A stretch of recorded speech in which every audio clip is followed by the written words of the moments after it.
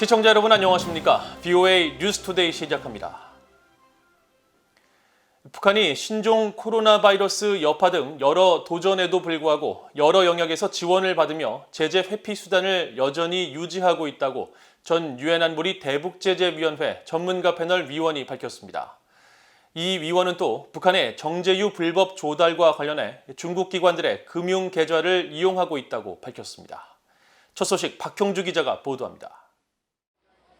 지난달 말까지 유엔 안보리 대북제재위원회의 전문가 패널 미국 대표를 지낸 에런 아놀드 박사는 6일 VOA와의 인터뷰에서 제재 체제와 신종 코로나 바이러스 팬데믹 대유행 상황으로 인한 여러 도전에도 불구하고 북한은 제재 회피망을 여전히 유지하고 있다고 밝혔습니다.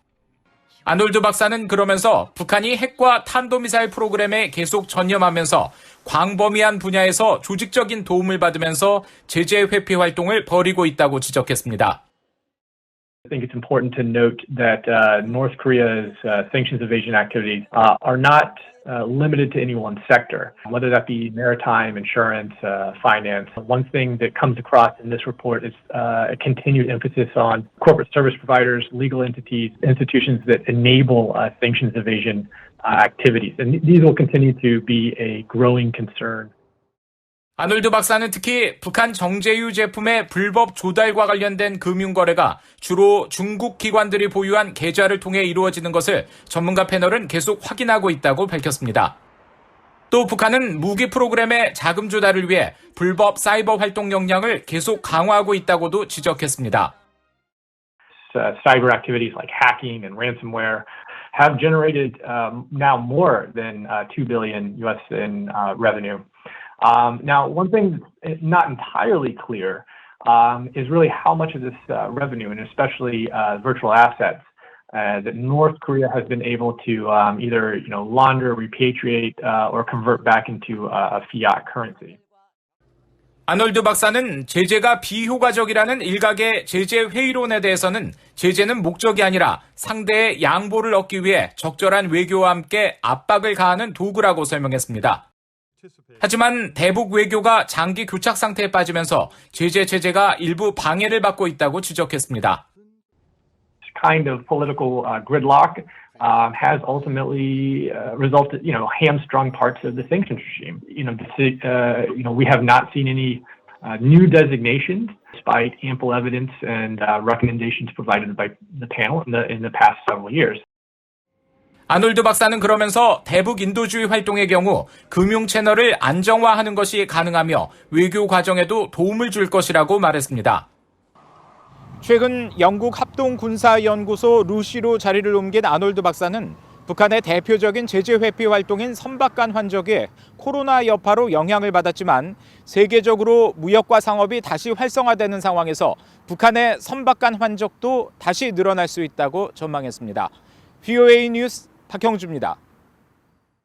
트럼프 행정부 시절 대북 협상에 깊이 관여했던 앤드류 김 전 중앙정보국 CIA 코리아 미션 센터장이 최근 북한에 잇따른 미사일 시험 발사와 관련해 북한이 도발 수준을 조절하면서 앞으로 미국과 대화 재개를 희망하고 있다고 평가했습니다. 또 협상 당시 북한 측은 권한도 없었고 준비도 부족했다고 회고했습니다. 조은정 기자가 보도합니다. 미국 워싱턴 타임스 재단이 5일 주최한 화상 토론회에 참석한 앤드류 김 전 중앙정보국 CIA 코리아 미션 센터장은 북한의 최근 잇따른 미사일 시험 발사에 대해 낮은 자세의 도발이라고 평가했습니다. 앞으로 미국과의 협상을 염두에 두고 도발 수준을 조절하고 있다는 것입니다. Right now, I think they're still in a lower key instead of doing a full cycle of kind of a provocation towards us. That means they still have some kind of hope to continue to have some kind of negotiation in the future with us. 김 전 센터장은 그러면서 북한이 원하는 것은 미국이 행동 대 행동 접근법으로 더 유연성을 보이면서 북한이 동창리 미사일 발사장이나 풍계리 핵실험장을 폐기하고 대륙간 탄도미사일과 핵실험을 유예하고 있다는 것을 인정해 주길 바라는 것 같다고 말했습니다. 북한은 바이든 행정부의 새로운 대북 정책을 기다렸지만 북한은 발표된 내용보다 더 구체적인 로드맵을 보길 원했을 것이라고 분석했습니다. 김 전 센터장은 이어 최근 북한이 한국에 유화적 태도를 보이는 것과 관련해 북한은 한국 정치에 영향을 주기 위해 현재 한국 정치에 집중하는 것이라면서 남북 연락통신 복원도 그런 이유 때문이라고 지적했습니다. 트럼프 정부의 대북 협상에서 핵심 역할을 한 김 전 센터장은 북한이 싱가포르 미북 정상회담 때부터 영변 핵시설 폐기와 제재 전면 해제를 맞바꾸려 했다고 밝혔습니다. Kind of surprisingly, North Korean leader raised during the Singapore meeting as not as a kind of a firmly, but as a kind of lightly ask our president, say, what if I give up Yongbyon, would you get rid of all the sanctions?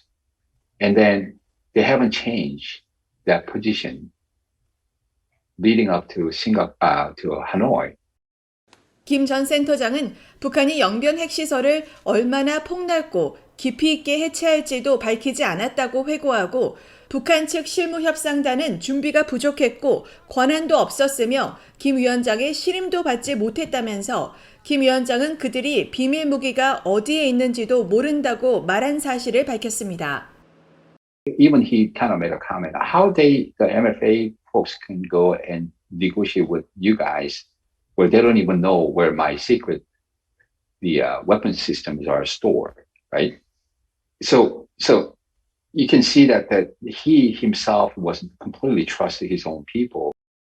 김 전 센터장은 자신이 직접 만난 김정은 위원장에 대해 매우 자신 있고 명석하며 자신의 생각을 분명히 표현할 수 있고 북한 외부 상황 전개도 이해하고 있었다고 평가했습니다. 또 김여정 부부장에 대해서는 상냥하고 공손하며 겸손한 사람이라는 인상을 받았다며 한국에 대해 강경한 발언을 하는 것은 북한에서 2인자로 인정받기 위한 노력이라고 평가했습니다. VOA 뉴스 조은정입니다.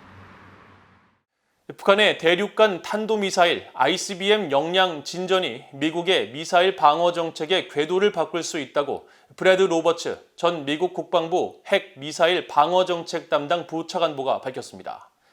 로버츠 전 부차관보는 6일 워싱턴의 민간 연구단체인 헤리티지 재단이 차기 미국의 미사일 방어를 주제로 연 화상 대담에서 북한의 위협이 미국의 방어 역량을 능가할 수 있다는 관측이 제기됨에 따라 미국의 미사일 방어 정책은 갈림길에 섰다면서 이같이 밝혔습니다. 지난 2009년부터 2013년까지 오바마 행정부에서 활동한 로버츠 전 부차관보는 이어 미국은 북한 같은 불량 국가의 위협을 무력화하는 기존의 접근 방식을 고수할 수 있지만 그럴 경우 미국은 불량 국가들의 위협보다 앞서 나가는 데 어려움을 겪을 것이며 제한적 위협에 대한 방어라는 미사일 방어의 기존 약속에 모순이 된다는 점을 받아들여야 할 것이라고 지적했습니다. 미국 인도태평양 사령부는 일본 해상자위대가 사상 처음으로 보유하게 된 항공모함 이즈모 헬기 호위함에서 미국의 최첨단 F-35B 스텔스기의 이착륙 시험이 성공했다고 밝혔습니다. 인도태평양 사령부는 5일 보도자료를 통해 일본 해상자위대의 요청에 따라 미국 해병대 전투공격대가 F-35B 스텔스 전투기 2대의 상륙을 이즈모함에서 성공적으로 수행했다면서 이를 통해 이즈모함이 해상에서 항공기 이착륙을 지원할 수 있는 능력을 입증했다고 밝혔습니다. 일본 방위성도 5일 정례 브리핑에서 일본의 첫 항공모함인 이즈모 헬기 호위함 보유를 공식화하고 이즈모함 보유가 미일 동맹의 상호 운용성 향상에 이바지하고 영내 억제력 강화로 이어질 것이며 영내 적국의 도발 징후 포착과 원점 타격 능력 확보에도 도움이 될 수 있을 것이라고 설명했습니다. 북한은 앞서 지난 8월과 9월 대외관용 조선중앙통신을 통해 일본의 항공모함 이즈모 보유는 단순한 군사장비 갱신이 아니라 주변국을 공격하기 위한 군사 대국화 책동이라고 주장했습니다. 한국 정부가 중국에 억류 중인 탈북민들의 강제 북송을 막지 못하고 보호 조치를 외면하고 있으며 구금 중인 탈북민들의 신상 파악조차 하지 못하고 있다고 탈북민 출신의 지성호 한국 국회의원이 지적했습니다. 한국국회 제1야당 국민의힘 소속인 지성호 의원은 6일 주중 한국대사관을 대상으로 한 국회 국정감사에서 한국 외교부는 중국 외교에 막대한 공을 들이고 있지만 탈북민 강제 북송은 외면하고 있다면서 지난해 국정감사에서 중국에 억류된 탈북민 220명에 대한 보호 조치를 공식 요청했는데도 지난 7월 선양 수용소에 수감됐던 탈북민 50여 명이 북송됐다고 비판했습니다.